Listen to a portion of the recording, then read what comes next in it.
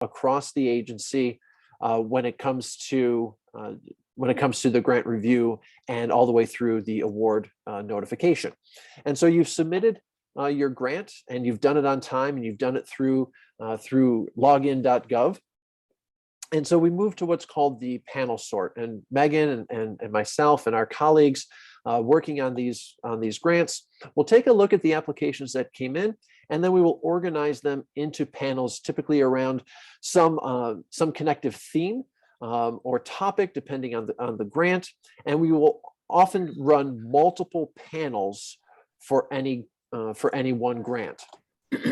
During that panel sort, we're also working with our colleagues who will serve as the panel chairs. And it's our responsibility as panel chairs to recruit experts in those fields, to review the applications, and then to participate in the review panel. Any of you can serve on a panel. And that's, again, if you want to follow up after the meeting, you can let us know if you might be interested in serving as a panelist. But we rely on the generous time of experts and scholars in the fields to be able to provide the evaluation for these applications as part of our peer review process. You usually have a few weeks to review those applications, and then we convene a panel to have a conversation about the evaluations from the respective panelists. Following a panel, we as NEH staff draw upon the evaluations of the panelists to make our recommendations to the NEH leadership, and then ultimately, of course, to the National Council on the Humanities. The National Council on the Humanities is made up of 26 members. They are nominated by the President of the United States and confirmed by the Senate. The National Council convenes 3 times a year: March, July, and November. And so if you're wondering why does it take so long from the close date of an application and the submission until you receive notification of your award, as you can see, there are a number of levels of review, including the National Council that only convene 3 times a year. And so that is what adds to the length of the process. Ultimately, all decisions are made by the chair of the NEH. And if you did not hear, we were so happy earlier this week on Monday, Shelley Lowe was sworn in as the 12th chair of the National Endowment for the Humanities. And then, all things going well, you've been recommended and the chair has agreed, and you would then receive a phone call from an NEH program officer to give you the good news, to let you know that that project you applied for months ago, yeah, you got it. And so now the work can begin on your NEH grant. And then through the period of performance, or the life of your grant, you are assigned a program officer here at the NEH who will work with you, answer questions, changes that need to be made to personnel because somebody left, or you need to move some money around because something fell through. We're here to work with you during the life of your grant to make sure that those things get covered.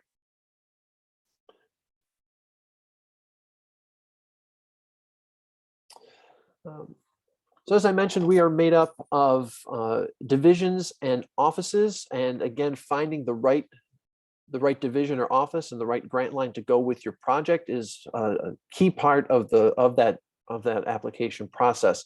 Just last week, someone was referred to me. They thought that they wanted to apply for a grant over in our public programs division. It didn't sound right to that program officer, at least for what their grants support. So they sent an introductory email over to me saying, I think this is more in line with what you do over in education. And sure enough, that's what they were looking for. And we had a conversation to get them on the right path towards a grant. So you can reach out to us or check in with the division that you think best fits for the type of work that you want to do. And we'll get somebody to work with you and talk about your programs. And that's where Meaghan's going to get started here in talking about the research division and the work that they do in the Division of Research Programs. So Meaghan, I'm going to kick it over to you. Thanks, Jay. So I'm Meaghan Brown. I'm a program officer in the Division of the Research Programs. We are one of the largest divisions in the NEH and one of the few government funding bodies that funds individuals. So I'm going to go over some of our most popular grants today, but if you have questions about any of the ones I skipped, please do just ask in the chat. Next slide. Awards in the research division range from the smallest individual award granted by the federal government, which is our summer stipends award at $6,000 for 2 months of research by an individual scholar, to the collaborative grants, which can award up to $250,000 for 3 years of work by a team. In a moment, I'm going to go into detail on the fellowships, awards for faculty at HBCUs, HSIs, and TCUs, and the NEH Mellon Fellowships for Digital Publication, summer stipends, the Collaborative Research Program, and scholarly editions and translations. Next slide. But first, what kind of products come out of these grants? We sometimes get jokingly called the book division because the vast majority of products that our grantees work towards are books, monographs, co-authored collections, editions, translations, that kind of thing.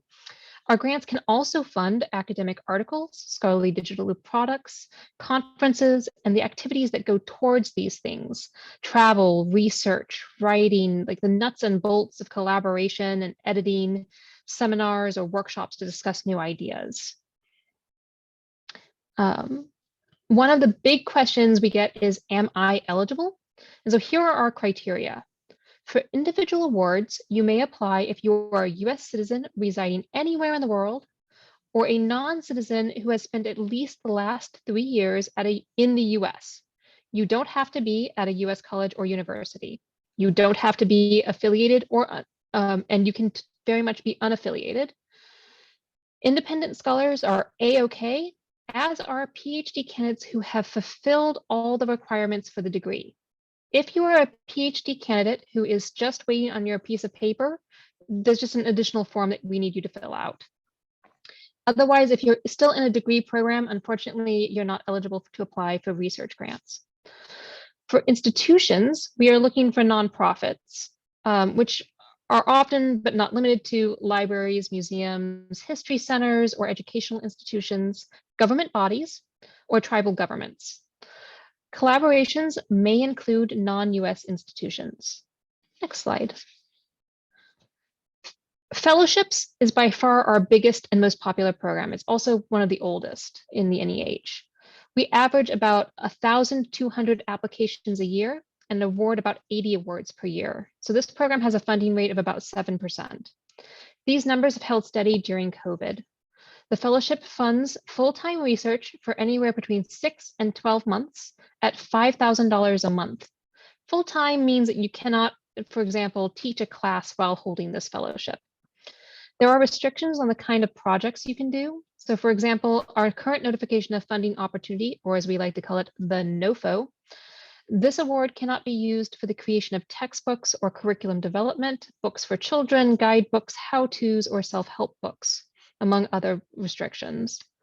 Every notification of funding opportunity has a similar list of funding restrictions, and they vary widely. So we recommend that you check each program's documents carefully.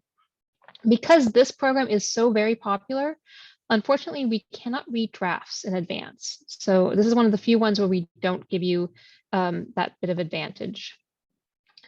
If you teach at a historically Black college or university, a Hispanic serving institution, or a tribal college or university, you have the option of our awards for faculty program. Similar to the fellowships, these awards are aimed at individuals and provide $5,000 per month. They are a bit more flexible though. The award can be taken up part-time and can be taken for anywhere between 2 and 12 months of full-time equivalence. So for example, if you did it half-time, you could have a 24-month duration for the maximal amount. The project types for awards for faculty are also a bit more flexible than fellowships. Curriculum development is allowed, for example. And again, you'll want to check the notification of funding opportunity carefully to see if your idea is eligible. You may not apply to both fellowship and award for faculty at the same time. The notification of funding opportunity for any given program will tell you if there are restrictions for which programs you may apply to simultaneously. Now, this program reads drafts. They are completely voluntary, but if you would like feedback for next year's, the deadline is typically mid-February. We just passed it this year. The next one is the NEH Mellon Fellowships for Digital Publication, which target individual scholars whose work needs to be published digitally to convey their argument. This program also looks a lot like fellowships, Awards are $5,000 a month, and the award period ranges from 6 to 12 months of full-time work. The application for this program, however, requires you to submit wireframes or screenshots of your proposed digital project so evaluators can picture why a digital publication is necessary and how it will help you convey your argument to your readers. This program reads drafts, and they are due really soon. They are due on February 28th. So if you would like to submit a draft of this program, please submit it to fellowships@neh.gov and mention the NEH Mellon Fellowships in the subject line. Next. As I mentioned earlier, summer stipends are our smallest award in the federal government, $6,000 for 2 months of research. Scholars often propose smaller units of writing for these awards, a book chapter or two, or an article for a scholarly press that might lead to a larger project. While we fund work at every stage for all of our programs, applicants often come to summer stipends early in a new project. There is a caveat that only 2 faculty members may apply per institution. And so that's not per department, that's per your university. So you need to talk to your grants office, as the application often requires, the application requires a nomination and is often an institutional competition to decide who applies. If you are not affiliated with an institution, so if you're adjuncting, this rule does not apply to you and you can apply without a nomination. Next slide. Some research just can't be done by one scholar alone. And for those times that you need a team, there is the collaborative research program. Collaborative projects must involve 2 or more scholars. They can be from the same institution or from different institutions. And we have a couple changes to this program in our current grant cycle. We now have 4 distinct categories, which include conferences, manuscript preparation, planning international collaboration, and scholarly digital projects. The smallest of these, planning international collaboration, is $25,000 for 6 to 12 months, while the largest, the other ones have varying amounts, but the largest are the manuscript preparation and digital scholarly projects, which can go up to 3 years and up to $250,000. This grant opportunity does read drafts. Next. Scholarly editions and translations is for a team collaborating on a critical edition of materials not available otherwise to scholars. Like collaborative research, grants for these projects can be up to 3 years and can be renewed through reapplication. They need to involve at least 2 scholars, and the deadline is in December. This program also reviews drafts. And we'd be happy to talk to you about where your project might fit in any of these programs. And if you have questions about ones I didn't go over, I'm happy to answer them during the question and answer session. Back to you, Jay. Thank you, Meaghan. Okay. In the Division of Education programs, we support programs in both K through 12 education as well as higher education. Our programs that I'll go over, we have the Humanities Initiatives, Humanities Connections. Humanities Connections is unique because it is the only one that we offer that includes a planning and as well as an implementation. And then we have our professional development programs, our Landmarks of American History and Culture program, and our Institutes for K-12 and Higher Education. These are typically our summer programs, but over the last few years, we've been growing those so that they are offered online as well as in a combined format approach, which I'll talk about in a moment, as well as our Dialogues on the Experience of War program. For humanities initiatives, this grant program is broken up into a few different groupings. So you can apply as an HBCU, an HSI, a TCU, a community college, or as a university and college. And for a long time, the universities and colleges were not eligible for the humanities initiatives. We are now starting our 2nd year where there is a separate line for all colleges and universities outside of those distinctions that I mentioned. The HSIs offer a range of opportunities, and really in the case of the Humanities Initiatives program, there is in a way sort of the sky is the limit in terms of what you're looking to build and how creative you're thinking of being as you develop your program. So we often see projects in this in this program that focus on curriculum development. We'll see the design of certificate programs or a new minor. We'll see a set of courses, so it might not be taking on the full level of a minor, but you're going to be collaborating with colleagues across the campus, and so you're looking to put together a few courses. You want to create teaching materials, and those can also take on a digital format as well. We like to see projects that are involving some kind of place-based or experiential learning opportunity, oftentimes oral history collections, working in archives, having students lead symposiums or some kind of small conference for the campus that might also welcome in folks from the area, collaborations with museums and libraries. As I said, the sky really is the limit, and the Humanities Initiatives program is a space to be able to do that. Award periods for Humanities Initiatives are 12 to 36 months with the maximum award of up to $150,000. The deadline is May 9th. This spring, we just posted the new NOFO, and so we are in the process now of accepting drafts.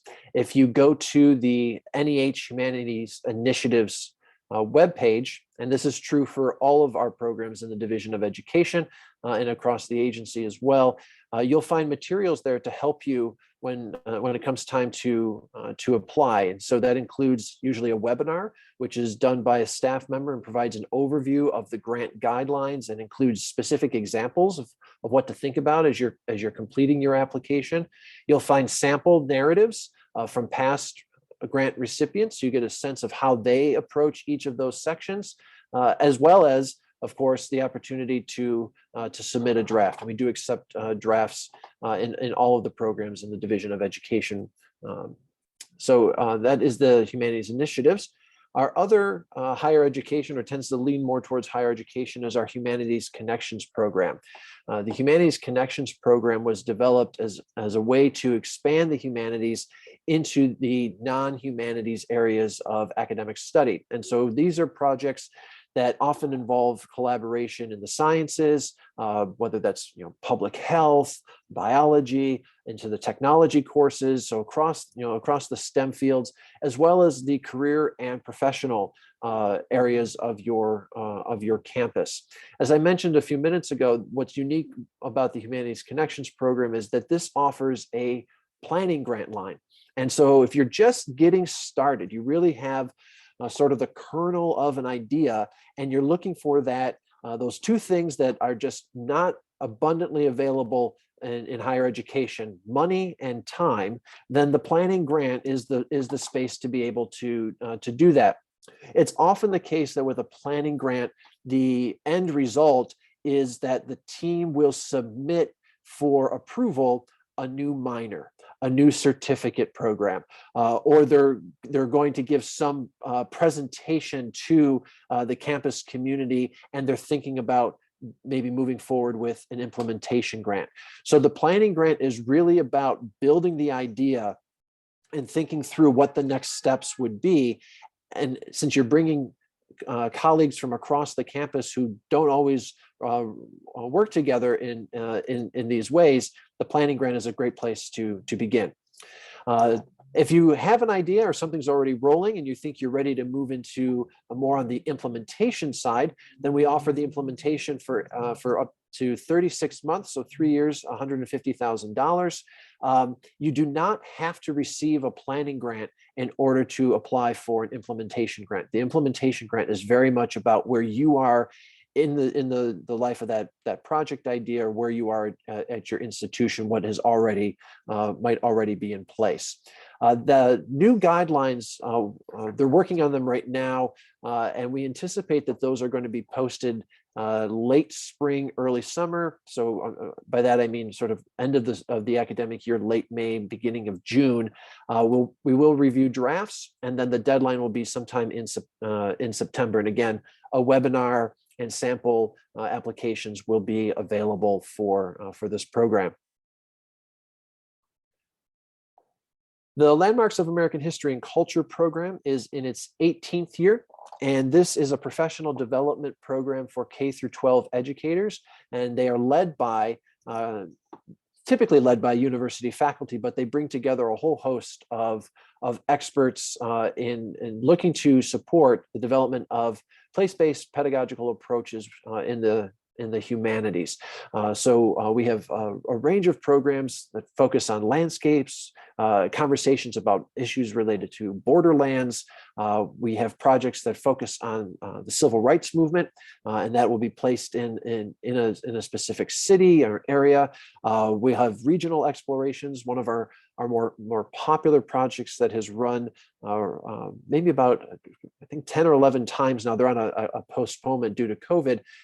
Is the Most Southern Place on Earth project that's run out of Delta State University. And that's a week-long program that moves teachers through the Mississippi Delta, and they study music and history and literature and culinary arts.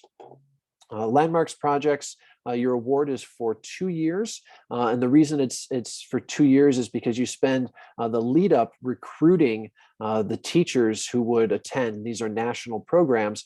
And then you run that program typically in the summer. These are for 72 teachers. 36 attend 1 week, and then another group of 36 teachers attend a second week. All teachers are eligible for a stipend to help offset the costs of travel and their lodging. And this can be done in an online format, can be done in a residential format, or it can be done in a combined format where you might have some meetings online before or after the program, and then everybody convenes in the place for the duration of the week. This deadline is coming up. Our application closes on this upcoming Tuesday. So a little late to jump in on this one, but this is a grant cycle that in terms of the dates remains pretty consistent. So you can always look for this application to open up in the fall, and we do our best to make sure that those applications are available for at least 90 days, and we do accept drafts for this program. Similar to the Landmarks program is our Institutes program. You may have also heard of this as the Seminars and Institutes program. Until last year, we did include seminars. These were smaller groups of faculty who attended. That program has ended. We just continued to see a decline in the number of applications that were coming in. So we now offer only an Institutes approach, which is typically a larger group, mid-20s to 30 usually are where those cap. This has 2 levels. This is for K-12 as well as for higher education. These, again, are national programs that bring in teachers and faculty from across the country. And these can last anywhere from 1 to 4 weeks. And the stipends increase depending on the amount of time that program would run. This often is a way to collaborate with colleagues in your research focus area, and also looks at how to do the teaching of these topics. So it's engagement in the scholarship, often includes visits to museums and archival work. So really a creative space for you to develop a program, whether you're thinking of working with a K-12 audience or working with college faculty. The deadline to lead is also this Tuesday, so a little late to apply. However, if you're looking for something to do this summer, the applications for this summer's offerings don't close until March 1st. And so if you go to the NEH page, you can look up NEH Institutes, and you'll see a complete listing for the higher education programs that are being offered this summer. Due to COVID, we've experienced some postponements over the last few years. So between the Landmarks and Institutes program, we're actually going to be running 68 programs this summer, which is well above what we typically run. So I think you're going to find quite a few options if you're interested in looking into attending one of our Summer Institute programs. And again, those applications close on March 1st. And you'll find the project websites available through the NEH page if you look up professional development. And the last program that we support in the Division of Education is our Dialogues on the Experience of War program. The Dialogues program has been running now for about 6 years or so. This is broken up into two programs, two approaches to the design of these programs. One is a discussion program. You have two sustained discussion series that are focused on humanities resources and issues that are relating to war. Usually these will focus on two different time periods, involve the reading of scholarship, bring in lecturers, and the idea is that your audience are those who have served.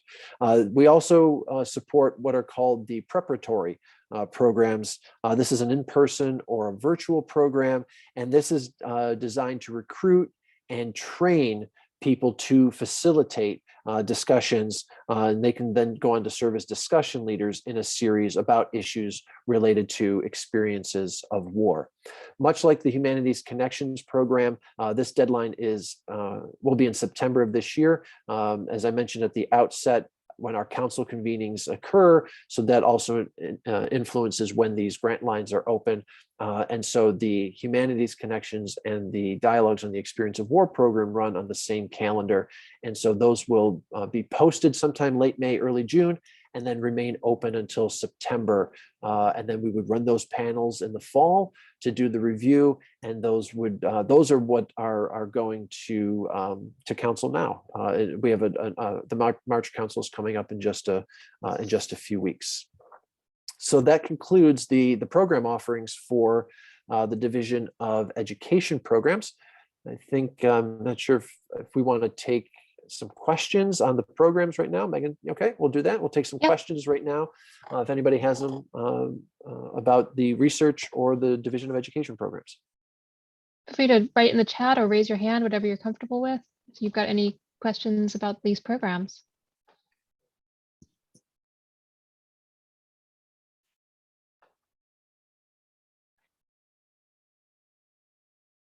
And if there's, I'll talk for a second just to give people a little bit of cover in case you're formulating a question. But we have lots of things from other departments too. So if there's a different program that you wanted to bring up, please let us know.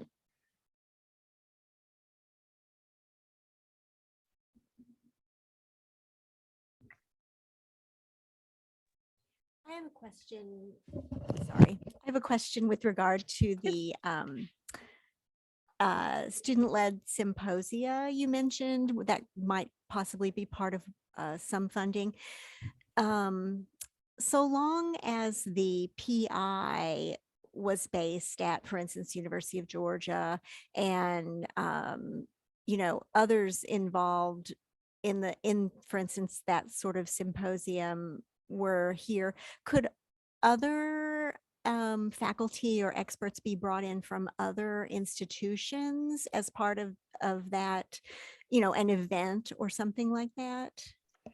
Yes, absolutely. Great question. We do have projects that work in terms of local collaboration, perhaps, thinking about regional campuses and what courses or programming is available at one and not at another. So we'll have faculty from multiple campuses within the same university system come together and collaborate. We'll have faculty collaborate with colleagues at other institutions within the same region or the same state. And I'm actually working on a project that is bringing together faculty and students at Howard University here in DC and at UCLA. And so they do some teaching together, and then the students actually go out to UCLA to do some work in the archives. So again, this was under the Humanities Initiative. So that symposium idea has been done in projects where they're looking for ways for the students to show what they learned as a result of either the new courses or the new minor that's been created. So perhaps it's a capstone, or it's done as an event at the end of an academic year as part of a project's dissemination, which you would see in the guidelines in terms of how that works. So yeah, there's a lot of space to be creative and thinking about who you want to work with, who your audience is, so long as it is growing the impact of the humanities at your institution. I was just finishing up here myself.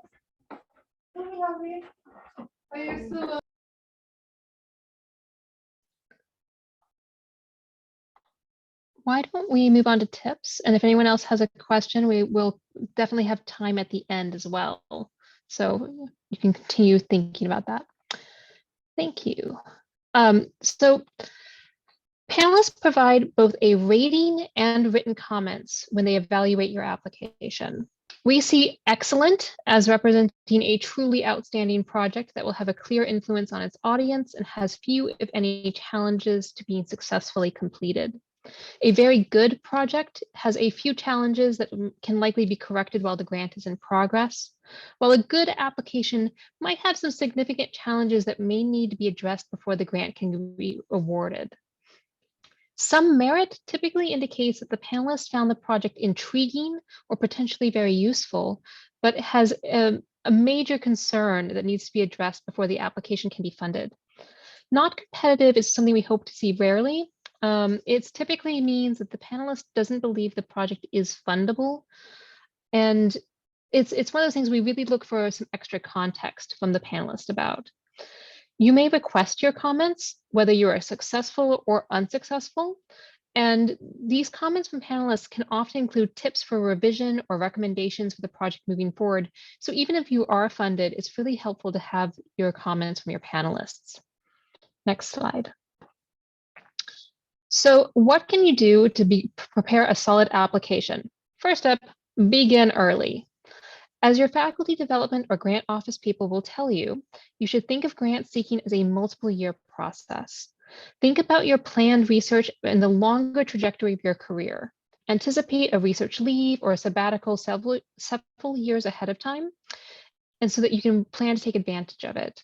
The grant process is lengthy. You notice that large stair step at the beginning, and you may not get a grant the first time you apply.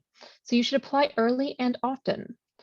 Here are a few of the variety of things that lay a good foundation for a successful grant application. Read the guidelines. They are not long. They might look long sometimes, but they are not really that long. They are bureaucratic, but they can also be useful. They will tell you what is eligible and what is not, what an application should contain, and most importantly, they will tell you the criteria that evaluators will look for when reviewing your application. They vary a bit from program to program, so make sure that you're using the ones for the program that you are applying. They can also change from year to year. We're constantly tweaking the guidelines to try and make sure that we're helping people put forward the best application they can.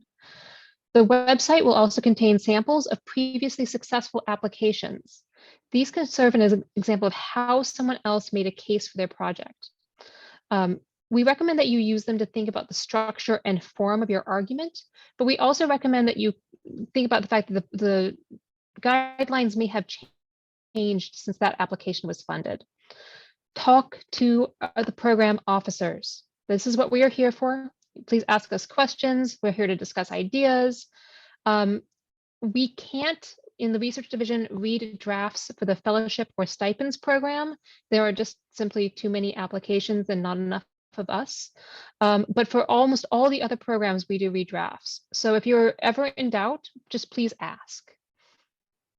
Next slide.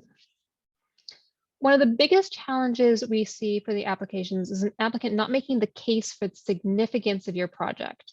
Why is your project important? How does it fit into the current literature? How will the work that you do during the grant period help you towards fulfilling the promise of your project? The second biggest challenge is an unclear work plan. Evaluators want to know what you'll be doing during the grant period. We recommend breaking activities down on a month-to-month or 3-month period, depending on the overall length of the grant project. There's usually guidance in the notification of funding opportunity about what kind of grant chunks we're looking for the work plan. Providing clear and concrete activities is important. I will write the book is not usually specific enough. But I will research X chapter at Y archive using A, B, and C collections is much more specific and much more easy for evaluators to understand and grasp. Next slide. Every panel will have a generalist on it. There are very few programs where we can get experts to completely fill out a panel, because there are very few programs where there is that much consistency in applications. someone's going to be a generalist who's an expert in something else. For some of our programs, like summer stipends, the proportion of generalists is higher. Your application needs to be legible to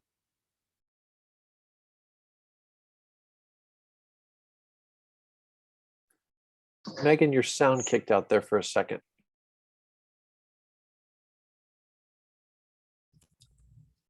We're going to go headphoneless. Does this That's work? good. That's good. Can people hear me? Okay. So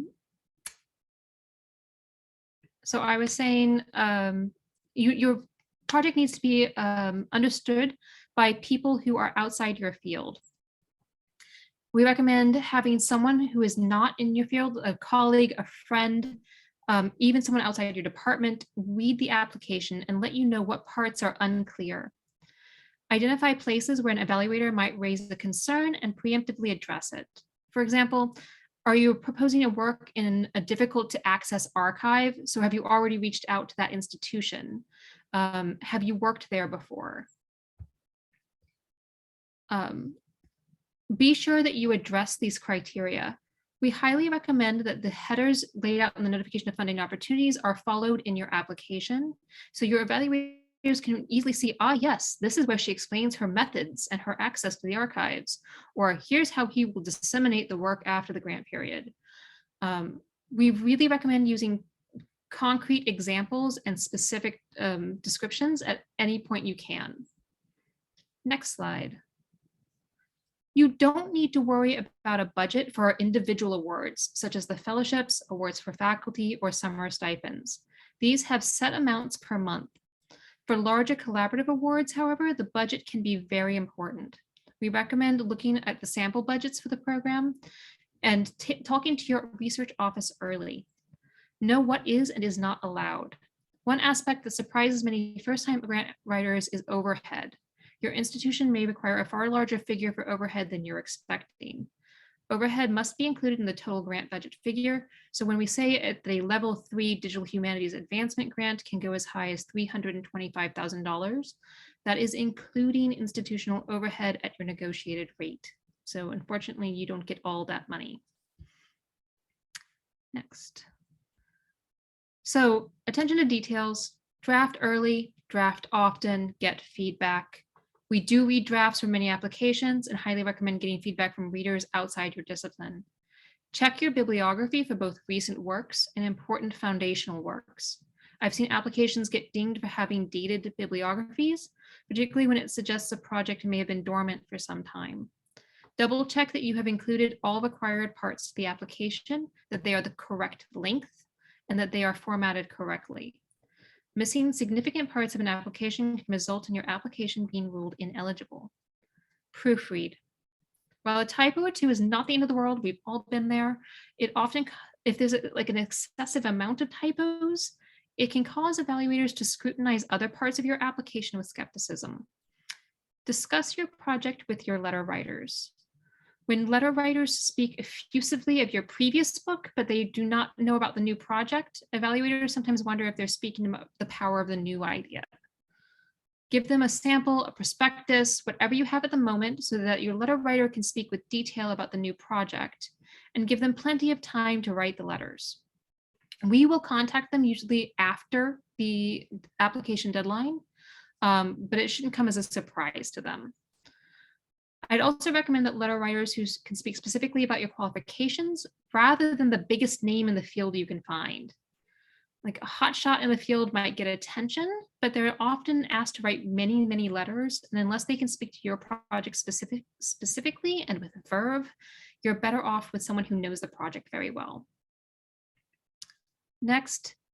Megan, can I just add something about letters, because the letters in the Division of Education are just slightly different. And so I just want to, and I'll take the example that was raised in the question earlier about working with colleagues at a different institution. So if you're thinking about, the humanities initiatives, humanities connections, or you're thinking about wanting to run one of those professional development programs like the institutes or landmarks, we have what are called letters of commitment. And so you're planning to work with a museum, you're going to bring a speaker in, or you're going to take your participants or students to a local art museum or an archive. You would need to secure a letter And this can be a formal letter on institutional letterhead that says, I'm going to work on this project and I understand this is my commitment. We've also received emails, the printout of the email message that says, I'm committed to this project and I understand my role will be such and such. So our letters take on a different form, but it's to show that you're not just saying that somebody's going to come in, but that they understand your project, they understand the role that they would play in that project. And then when you make your application, it's showing the reviewers that you've thought through that work plan and the schedule and who's going to be participating and in what capacity. Thanks, Jay. Yeah, the letters I'm talking about are mostly most commonly associated with individual applications. So the fellowships, the awards for faculty, that kind of thing. After the awards are announced, whether you're awarded or not, we recommend getting in touch and requesting your reviewers' comments. You do have to actually formally request the comments to receive them. Either way, they often contain valuable feedback that can improve the project. We often see projects resubmitted that have benefited greatly from the advice given in previous rounds of application, and sometimes are funded on their second, third tries. I've seen fourth and fifth tries be funded. So as I say, apply early and apply often. Jay?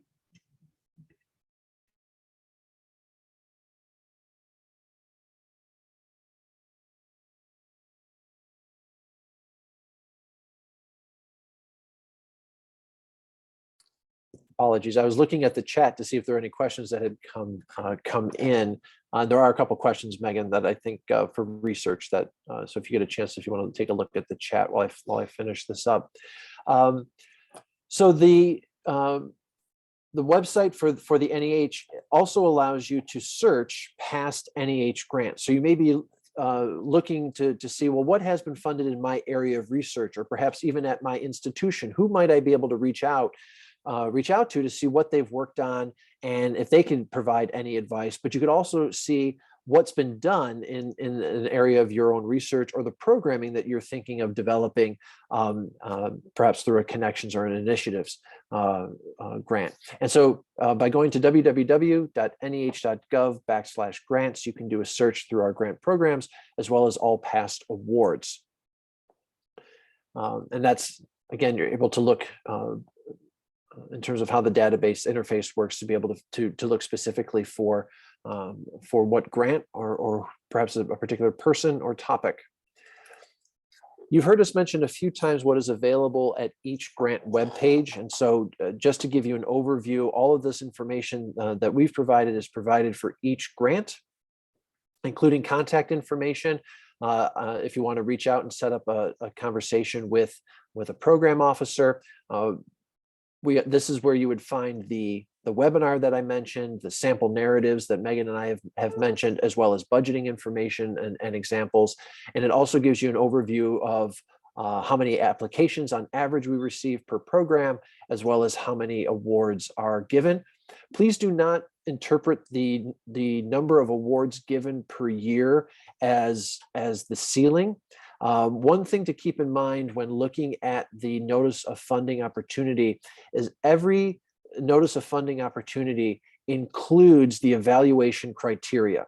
That means you as the applicant see exactly what the reviewers use when they go through your application to review that narrative, review the materials that you provide to make their recommendations on the quality of your grant. So you're seeing that evaluation as you're putting it together. So to reiterate what Meaghan said, having somebody outside of who's working on the grant, somebody who may not be as familiar with it, to look over a draft or look over your proposal before you submit it, you can also provide for them the evaluation criteria to make sure that you're hitting those key points as well. So all of that information is provided here at each of the grant pages. Same thing with the budget forms and sample budget forms. We do have required documents that need to be completed. And so in addition to the actual putting together of the grant, because of the process to upload all of the materials, that's also something that you want to begin early. Many institutions, grant offices, their grant administrators will require maybe 2 weeks prior to the due date to have all of your material so that they can look it over and be sure to upload it. So remaining in conversation with your grant administrators and your grant support offices to find out what their timelines are, what are their expectations in order to get all of your materials so that they can then be uploaded on time. Unfortunately, at the NEH, because of the number of applications that we receive, when you see that 11:59 p.m. Eastern deadline, that is a hard deadline. We do not accept late applications.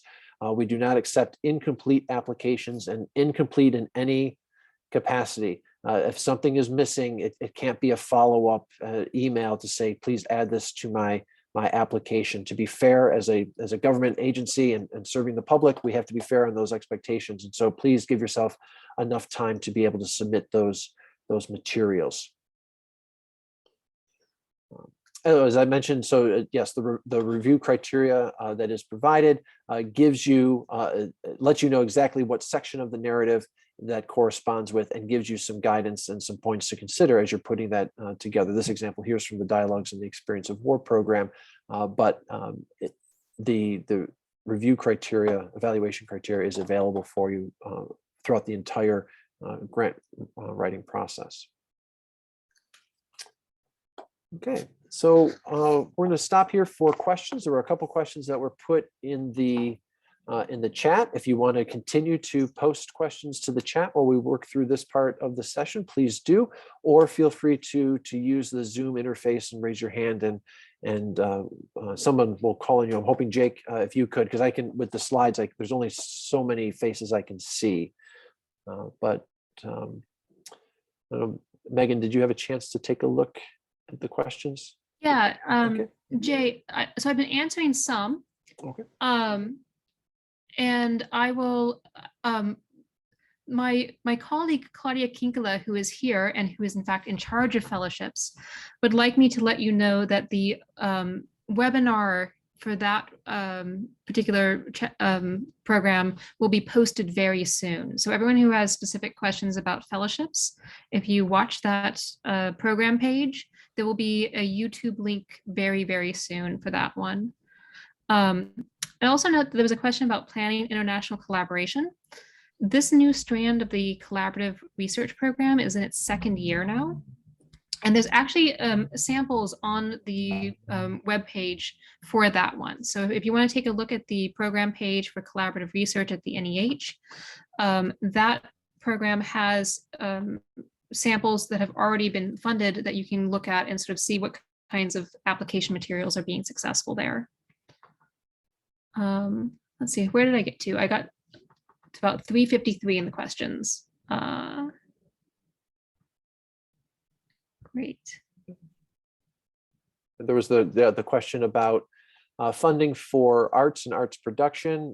So again, yes, you'll see Meaghan's response there is how to distinguish between the National Endowment for the Arts and the National Endowment for the Humanities. We do support many projects that engage in art history, but we do not support programs that engage in the creation of the arts. And that can get a little tricky for some because there are some projects that are so interdisciplinary. If in doubt, please run it by a program officer and we can sort of help you parse when something might be considered art. We get a lot of questions about, for instance, documentaries and documentary filmmaking. We do fund documentary filmmaking. You might have heard of someone named Ken Burns. We have funded a lot of him. That is usually done in the public programming or public programs division. So we highly recommend looking into public programs. If you're trying to do a digital version of something that's aimed at the general public, also a good place to look is public programs. They have digital projects for the public, which could be a good resource for some. Other divisions that we didn't really get a chance to talk about today, Preservation and Access does a lot of cultural heritage work. And if you're making a digital project that is focused on making archival materials accessible to people, digitizing things, often that's in that division. And so, as Jay was saying earlier, if you have a question of where the best fit for your project is, get in touch with one of us and we can often bounce you if it's not necessarily the best fit for our division. We can put you in contact with someone else.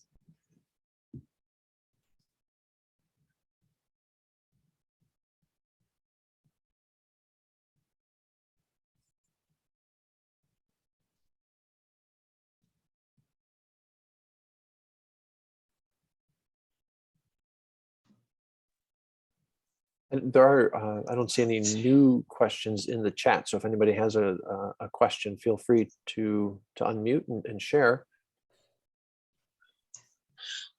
Are there any limits to the number of times you can revise and submit a proposal? Nope. Like I said, I've seen people be successful in their 4th, 5th try. I've seen 8th, 9th applications. You can just every year keep it coming. And second tries too. There are a lot of people who are successful in the second try. I just want to, you know, Yeah. not to give up hope. Yeah, but absolutely, yeah, no limit. I believe I see a hand, Berna, please. Yes, thank you. Yes, I have another question. This might be, answered in one of the webinars that you mentioned that is coming up soon. But I'm also wondering, when we write proposals, for example, for a research fellowship, we want to try to give an impression to the readers also that, this is an important, significant field of the area that we are studying, and it's a relevant question that we are following. So on the one hand, trying to give, an overview of the field that we are involved in and the questions that we're involved in. And then there's the second section where we are trying to give an understanding of what we want to do actually during the research period. So there are like these two components that we are trying, or I am trying to put into the proposal. And I was just wondering about, you mentioned, what is the significance of your project, make sure that's clear and precise and in there. You also mentioned, like, for the content, how much we should put in there, the specifics of which archives we're going to use, what chapters we want to, write during the grant period. But how would you say is the ratio here? Like, should the focus more be on this is what I'm going to do during the project, or should there be also more of emphasis on this is the relevance of the project and this is where it fits in the larger scope of scholarship within X and Y scholarship, or the X and Y discipline? I'm not sure if I'm making myself clear here, but okay, thank you. So in recent years, in the past 2 or 3 years, we've actually had a trend in the research division of giving you more space to do this in. And we've done this by actually making the work plan a separate document. So we have, it depends on the program, and again, always read the notification of funding opportunity. But the narrative is usually about 3 pages, depending on program. And then you have a 1-page work plan, and they're separate now. And we did this to give you a bit more space to have, your discussion of the significance, the scholarly context, where your program fits into the current scholarship, how your methods fit your object of study, your access to archives. That's all in the narrative. And then in the work plan, we're looking for specifics, from March to April, I will be in Munich researching at this archive, and then I will write for 6 weeks, and then I will, and then I will write chapter 4, and so, that way we know where, sometimes evaluators want to know, have you really budgeted enough time to work with that archive? Have you, do you have enough time to synthesize your writing afterwards? You tell me you're going to research and write a chapter every 2 weeks, I'm going to be very, very impressed and slightly skeptical, but very impressed. Okay, thank you very much. That explains that, because I tried to put everything in 3 pages and it was driving me crazy. Okay, thank you.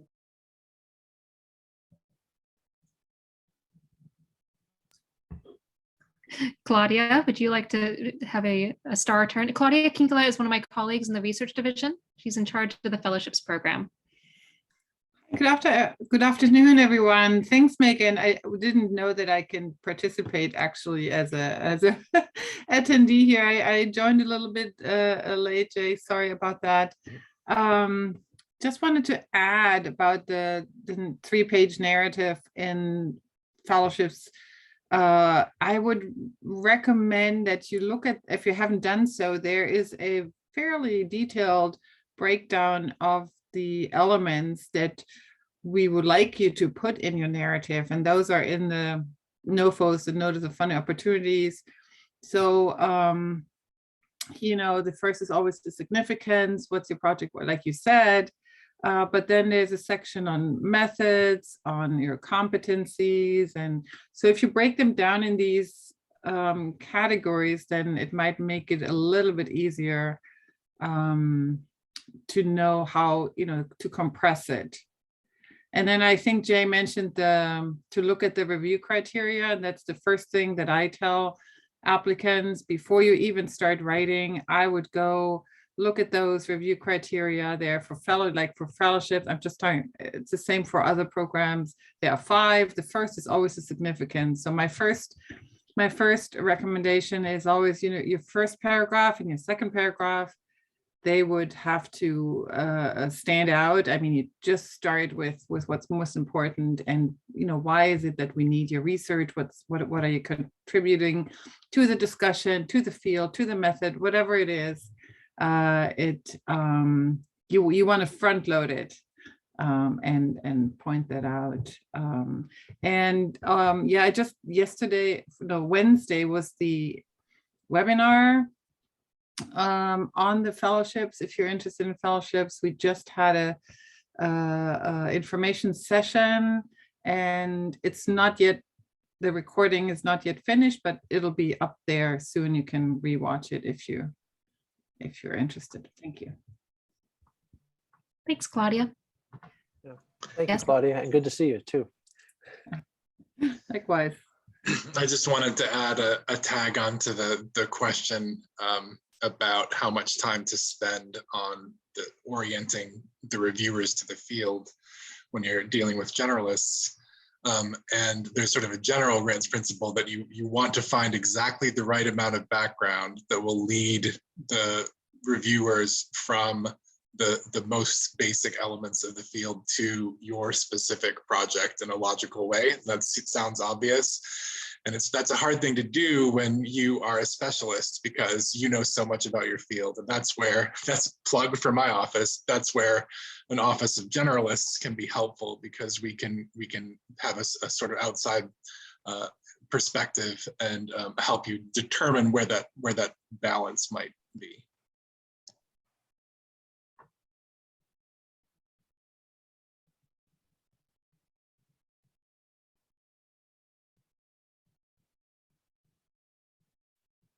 Well, as people ponder their final questions, I will just reiterate again, it makes it sound like we're really lonely, but do email us if you have questions. We're here to help, and we would love to talk to you. And if you feel that after all this that you're inspired to also want to be on the other side and get a sort of backstage look at how these processes get evaluated, there is a form on the website for volunteering to be a panelist. And so I do recommend putting your information in there, because being a panelist can show you sort of if you ever wonder what panelists are looking for, try it out, be a panelist. And then you'll get to see that from behind the desk, so to speak. Becky has a question about participants involved in can participants be involved in the dissemination of a project? And Becky, please clarify if I'm misinterpreting, but are you talking about in the professional development programs that I mentioned?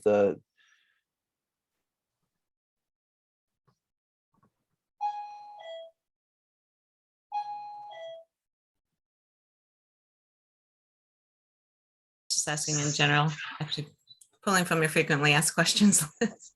Oh, sure. Yeah, it does depend on the project. In the case of education, I'm working on a project right now with the New York Historical Society, and they have teachers who are involved in building curriculum and also presenting at conferences. As I mentioned earlier, if it's like a humanities initiatives, or even humanities connections, students that are enrolled in new courses that are being built or the new experiential learning programs that are being developed. They could be part of a local or state conference or something, some event that's organized on campus. So yes, the participants can be part of that dissemination. The goal for dissemination is reaching beyond the primary audience of your award.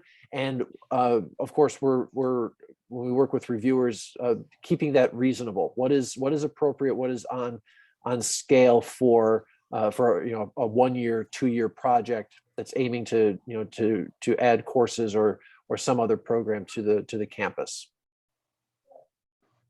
Whereas in research, dissemination often includes giving talks at conferences as well as writing the book. So people will often note in that section that they are going to present part of chapter 4 at this major conference, in addition to, framing 3 chapters for their book, whatever.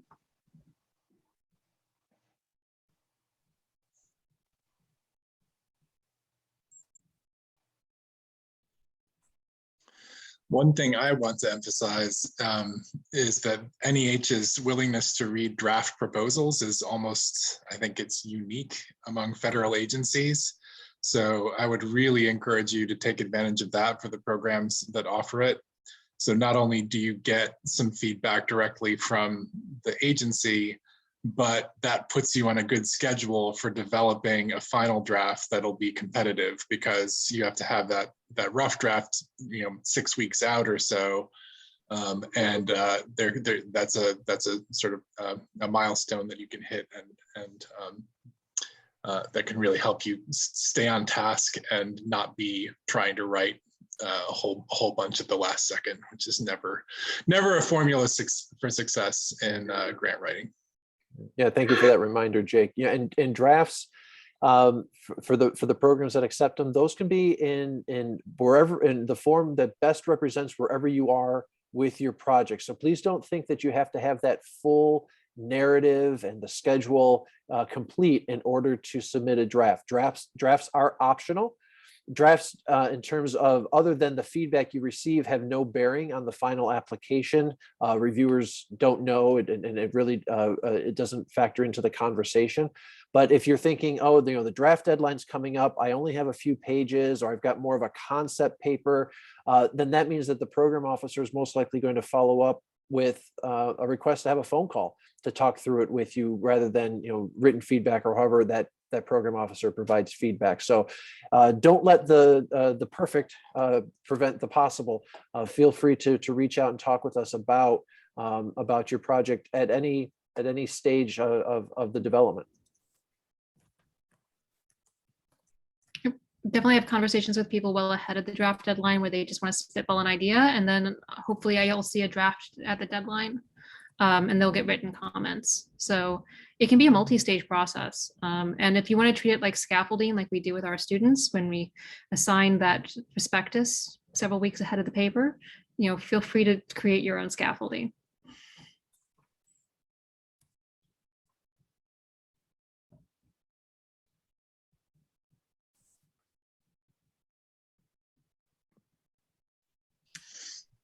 Any other questions? We're moving toward happy hour slowly but surely. And of course, our presenters have indicated their willingness to answer questions as they're able. So if you think of something later, I'm sure that they'd be okay with an email or two. So I'm going to put my email in the chat again, just in case it went by too fast earlier. And I will send out the slides and the chat log by Monday, maybe today, to everyone who signed up.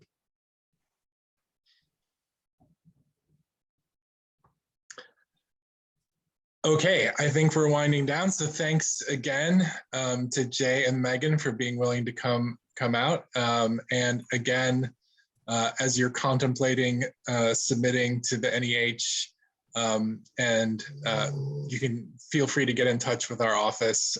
Again, we're a small office, but the sooner you let us know that you're planning on applying, the more likely we can fit you into our calendar.